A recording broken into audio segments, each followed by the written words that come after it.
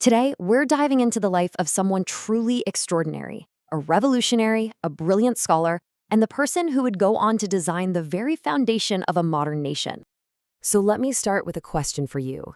What if a boy who was told he couldn't even sit inside a classroom with the other kids grew up to write the rule book for the world's biggest democracy? It sounds like a movie plot, right?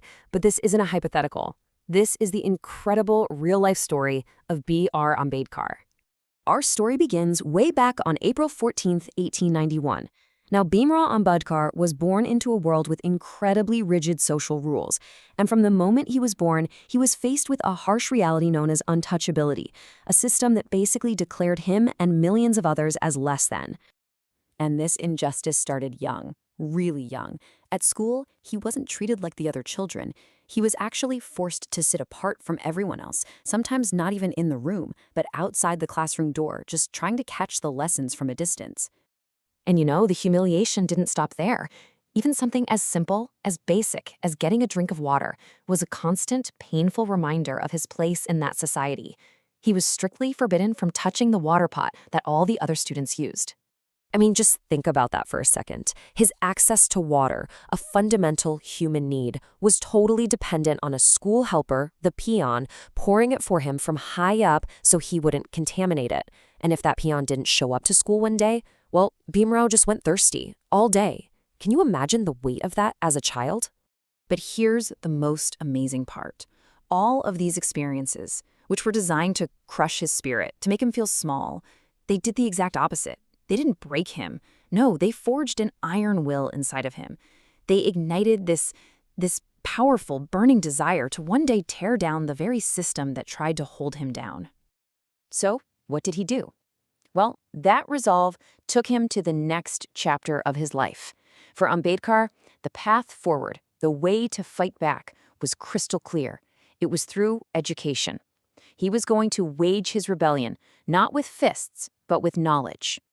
This idea became his mantra. He truly believed that education was the ultimate equalizer. It was the one tool that could give him a fighting chance, the most powerful weapon he could ever hope to wield for justice. And he pursued that weapon with everything he had. I mean, look at this journey. He starts at Elphinstone College in India, but he doesn't stop there.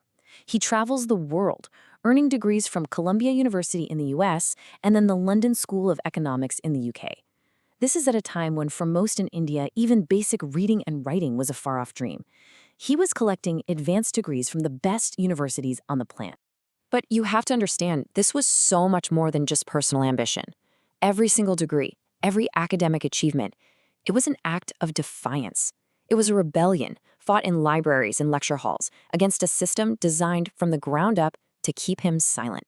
So, armed with this world-class education and just an unbreakable determination, Ambedkar comes back to India. And he wasn't coming back for a quiet, comfortable life. Oh no, he came back ready for a fight. He basically dedicated the rest of his life to the cause of social justice. He became this powerful, booming voice for people who had no voice. He stood up and challenged ancient traditions that were deeply rooted in discrimination. And he demanded something that sounded simple but was actually radical: complete and total equality for every single citizen.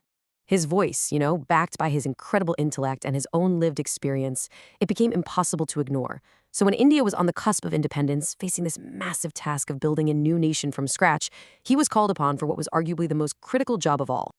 And this is where the story comes full circle. It's just an unbelievable twist of fate.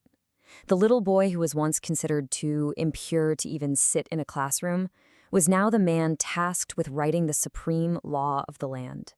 He became the chief architect of the Indian Constitution. And this role, well, it would become his greatest legacy. Because he didn't just lead protests in the streets, he wove the very principles of justice and equality into the legal DNA of the new nation. This was his vision, turned into reality. Through the Constitution, he didn't just change a few rules, he fundamentally changed lives. He made sure that fundamental rights were guaranteed for everyone. He made equality a non-negotiable cornerstone of the nation. And in a direct answer to his own painful childhood, he ensured that the practice of untouchability was officially and legally abolished forever. Dr. Ambedkar once said, "Life should be great rather than long."